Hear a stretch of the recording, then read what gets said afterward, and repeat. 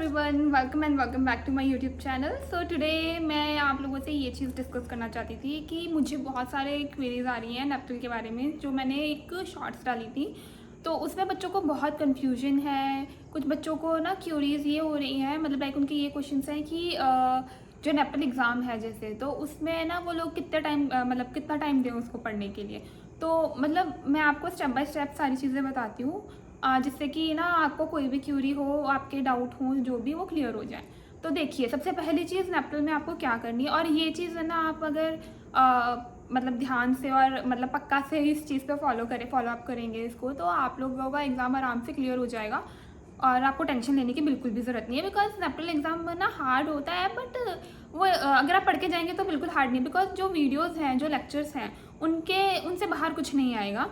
तो आपको सबसे पहली चीज़ तो ये करनी है कि जो आपके असाइनमेंट्स हैं उनको आपको टाइमली करना है। उनकी डेडलाइंस होती हैं तो वो आप पक्का से कर लेना, नहीं तो आपको आपका सर्टिफिकेट नहीं मिलेगा। दूसरी चीज़ आपकी ये है कि जो असाइनमेंट के क्वेश्चंस हैं उन्हें आप याद कर लीजिए और उनको बार बार लगाएं, जिससे कि आपको उनका जो कॉन्सेप्ट है वो समझ में आ जाए। और असाइनमेंट के क्वेश्चन ज़रूर से पक्का से ही लगा लेना, मतलब लाइक उनको मिस मत करना। तीसरी चीज़ आपको ये करनी है, आप मेरी शॉर्ट्स जाके देखना नेप्टल वाली जो है, उसमें मैंने बताया कि नोट्स कैसे बनाने। तो देखो, दो टाइप की आपको ना उसमें वीडियोस होती हैं। एक में आपको नोट्स दिए जाते हैं, पीडीएफ होती है। जैसे कि जो मेरे कई फ्रेंड्स हैं उनकी जो उन्होंने जो कोर्स ज्वाइन किया था उसमें उनको पीडीएफ मिला था, बट मेरे वाले में पीडीएफ नहीं था। तो मैंने ट्रांसक्रिप्ट जो उनकी होती है उससे मैंने नोट्स बनाए थे। तो वो मैंने कैसे बनाए थे मैंने उस वाली वीडियो में बताया है। शॉर्ट्स है वो, वीडियो नहीं है, तो उसमें आप जाके देख लीजिएगा। तो आपको क्या करना है, आपने जब वो चीज़ बना ली, इसमें मैंने चैट जीपीटी की हेल्प ली थी, ठीक है, तो उससे मैंने नोट्स बनवाए थे। आप अपने पीडीएफ्स की भी बनवा सकते हैं। तो वो क्या करती है, पॉइंट टू पॉइंट बना देती है। एक चीज़ मैं बताना भूल गई कि मेरा जो है नेप्टल का रिजल्ट आ चुका है और मैंने अराउंड 75 मार्क्स स्कोर किया है उसके अंदर, और इसी स्ट्रेटेजी के साथ में किया है, ठीक है। तो डरने की कोई बात नहीं है, आराम से एग्ज़ाम हो जाएगा आपका। आप चाहे जैसे कि मुझे किसी ने पूछा था कि दिन में 1 घंटा हम देते हैं हमारी बाकी पढ़ाई के साथ में, तो क्या हमारा नेप्टल एग्ज़ाम क्लियर हो जाएगा। तो देखिए, टू बी ऑनेस्ट मैंने सिर्फ 1 वीक की पढ़ाई करी है, बट चीज़ ये थी कि मुझे वो जो सब्जेक्ट था वो थोड़ा आता था। बाकी मैंने नोट्स जो थे, क्योंकि मैं फ्री थी, मेरा कोर्स वर्क जो है वो कंप्लीट हो चुका है, तो मैं पूरा दिन दे सकती थी। तो मैंने वीक भर जो थी उसमें पढ़ाई करके मेरा वो क्लियर हो गया है आराम से, ठीक है। तो लेकिन अगर आप लोगों के पास टाइम नहीं है इतना कि आप पूरे दिन बैठ के पढ़ सके एग्ज़ाम से पहले, तो आप लोग है ना क्या करो, 1 घंटा भी दोगे वो भी काफ़ी है। तो आप नोट्स कैसे बनाने हैं वो चीज़ देख लेना।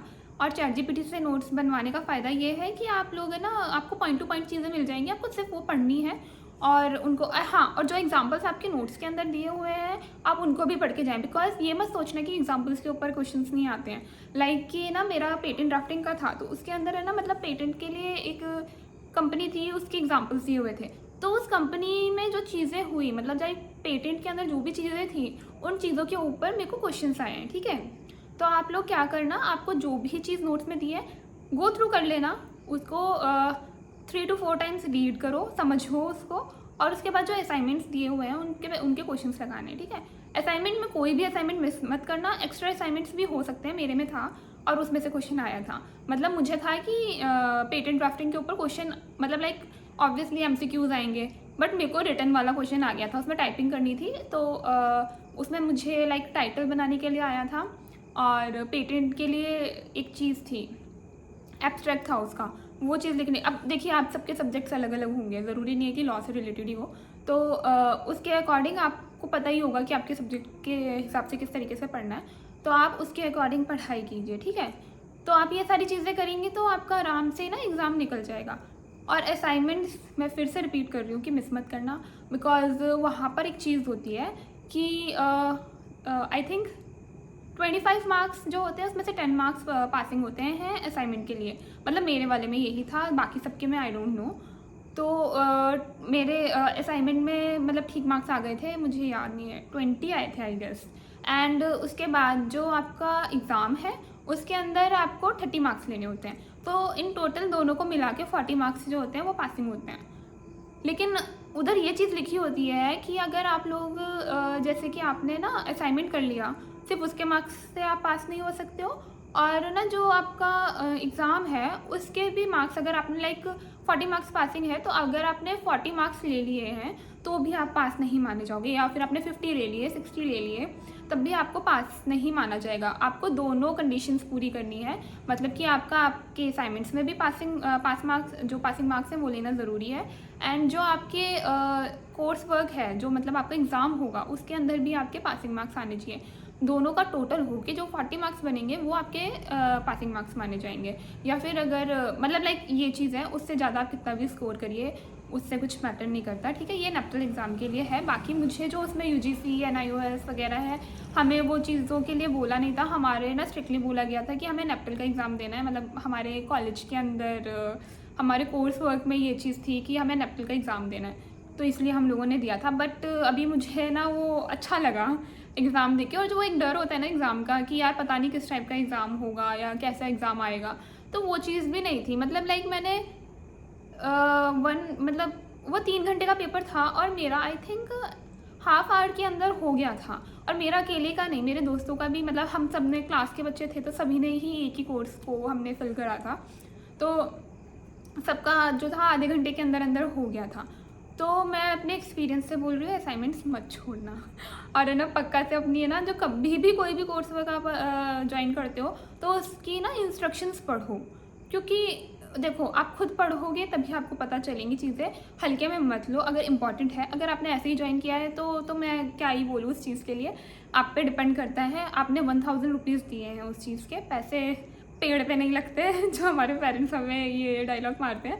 तो अपना ना आप लोग उसके अकॉर्डिंग देख लीजिए, पैसों को वेस्ट मत करो, और अपना जो है कोर्स उसको बहुत सीरियसली लो, जिससे कि देखो ये चीज़ है ना आपको बहुत काम आएगी आगे जाके।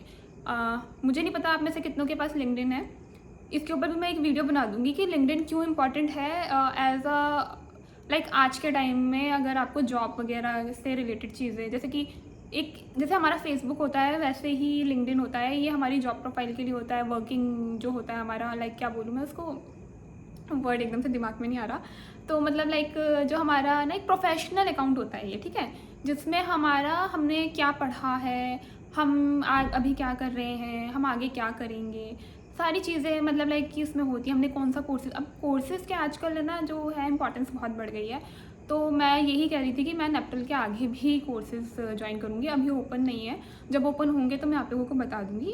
एंड मैं आपको भी ये चीज़ सजेस्ट करूँगी कि आप भी मतलब लाइक अगर कॉलेज वालों ने बोला है तब तो आप लोग ज़बरदस्ती कर रहे होंगे, ऑब्वियस सी बात है, लेकिन अपनी मर्ज़ी से भी आप अपने मनपसंद के कोर्सेज़ को ज्वाइन करें, जिससे कि आपको ये चीज़ आगे चल के हेल्पफुल होगी। और सर्टिफिकेट लेने से ही मतलब नहीं है, उसमें ना मतलब क्या होता है, देखो आप पढ़ोगे आपको चीज़ें समझ में आएंगी। ऐसा नहीं है कि एग्ज़ाम ना बस ऐसे ही पास हो जाता है, आप समझेंगे तभी आपका एग्ज़ाम क्लियर होगा।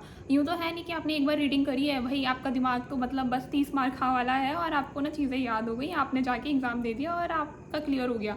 लेकिन इंसान को मेहनत करनी पड़ती है उस चीज़ के लिए। तो आप लोग ना इस चीज़ मतलब मैं यही सजेस्ट करूँगी कि अगर कॉलेज के लिए आपने ये चीज़ करी है तो ठीक है, लेकिन आगे भी आप कोर्सेज़ करते रहें। एंड कोर्सेज़ का क्या इंपॉर्टेंस है और किस तरीके से आपको ना वर्कशॉप्स वगैरह होती हैं वो ज्वाइन करनी चाहिए, तो ये चीज़ें भी मैं आपको सजेस्ट कर दूँगी, ठीक है। एंड लिंक्डइन प्रोफाइल के बारे में भी मैं आपको बता दूँगी।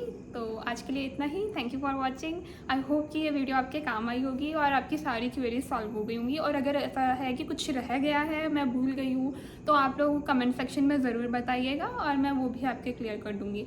Thank you for watching. Bye bye.